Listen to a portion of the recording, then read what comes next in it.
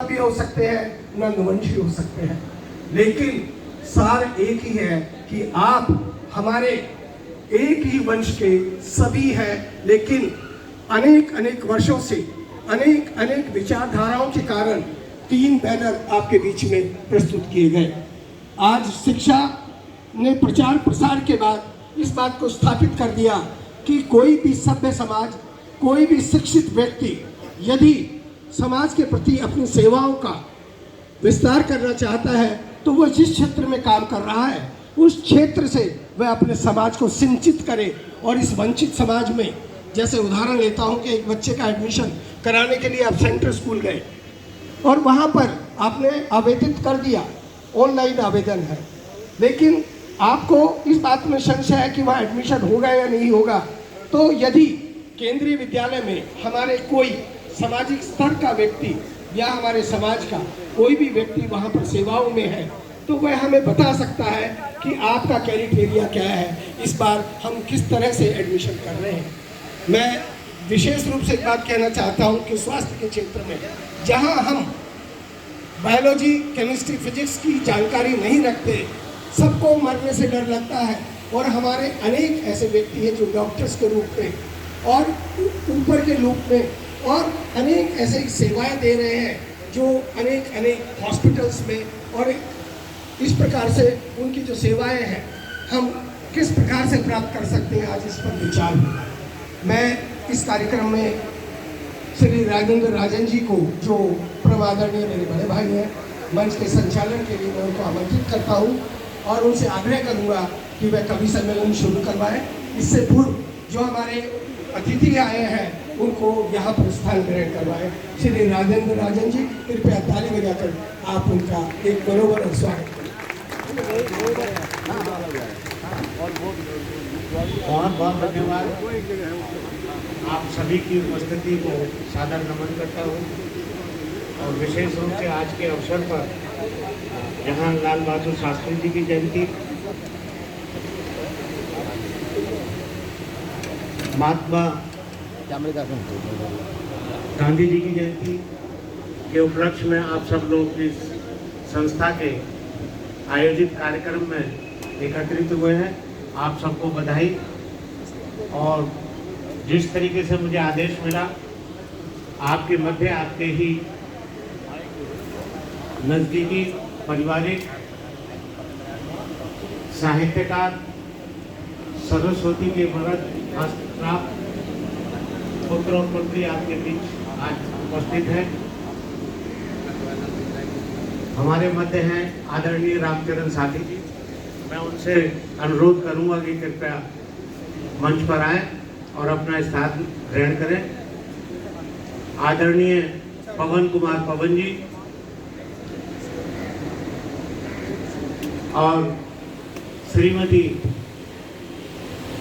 नमिता नमन जी कृपया मंच पर आप लोग आए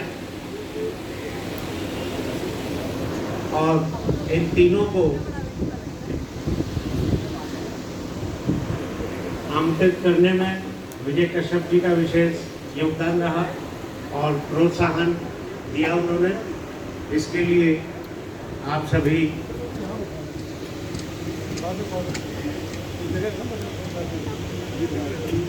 आप इधर आ जाओ सर जी आइए। आप अभी इधर आ जाओ, फिर सर बैठिए बैठिए बैठिए। नहीं जा रहे थे पहले।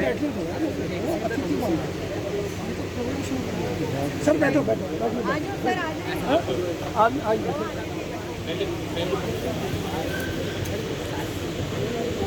हमारे मध्य गणमान्य विभूतियां भी कृपया उस पर अपना स्थान ग्रहण करें। आदरणीय Shri Jagdish ji, ministry of home affair से जो रिटायर है, मैं उनसे अनुरोध करूंगा कि कृपया आए। आप मिनिस्ट्री ऑफ होम अफेयर से कमांडेंट रिटायर हुए हैं, आदरणीय जगदीश जी।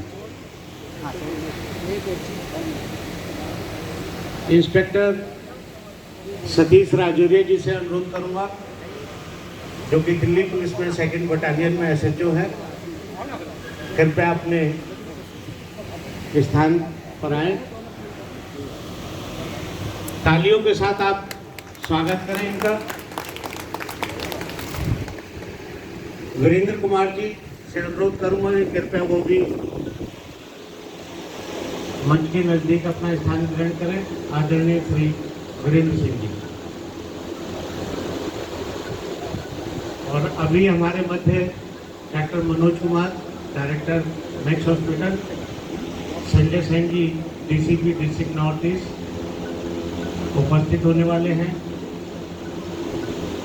फोन पर सूचना उन्होंने पता करवाया था कि जब कार्यक्रम शुरू हो जाए उसके बाद में मुझे फोन कीजिएगा, तो वो भी हमारे मध्य होंगे। और आपका और मेरा दायित्व बनता है कि अतिथि देवो भव की भावना से इस कार्यक्रम को संपन्न कराएं।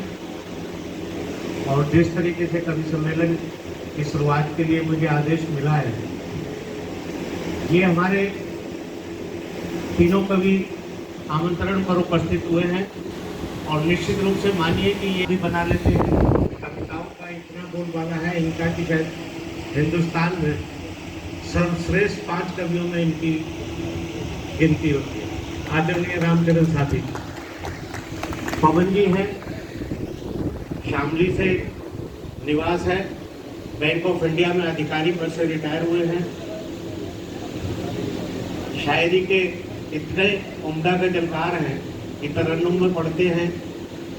और अमूमन पत्नी इनसे नाराज रहती है कि तुम्हारे फोन में ज़्यादातर महिलाओं के फ़ोन नंबर क्यों मिलते हैं, क्योंकि शायरी को वही पसंद करती है। तो जहाँ भी जाते हैं वहाँ 2-4 इनके संबंध ऐसे मिल जाते हैं कि जो इनके फ़ोन नंबर ले लेते हैं और वो इन्हें रात में रात फ़ोन करती रहती हैं। तो ऐसे गजलकार शायर हमारे मध्य हैं। पवन कुमार पवन जी मध्य में बैठी है। नमिता नमन जी, इनके बारे में जितना कहूँ उतना कम है। आप ही के क्षेत्र की रहने वाली है, लेकिन वर्तमान में द्वारका निवास है। एमिटी स्कूल से हिंदी की लेक्चरर है, इंटरनेशनल एमिटी स्कूल नोएडा। और साहित्यिक क्षेत्र में विशेष गतिविधियां इनकी रहती है। और रात को इनको जो है जयपुर से कार्यक्रम के लिए आना पड़ा। और जब मैंने कहा कि समाज का कार्यक्रम है तो कभी इस कार्यक्रम में अवश्य पहुंचूंगी, चाहे किसी और में जाऊं या ना जाऊं। और गीत की दुनिया में इन्होंने वो नाम कमाया है कि शायद ही कोई ऐसा मंच हो दिल्ली में कि जिस मंच पे नमिता नमन का नाम उपस्थित ना हो। तो ऐसे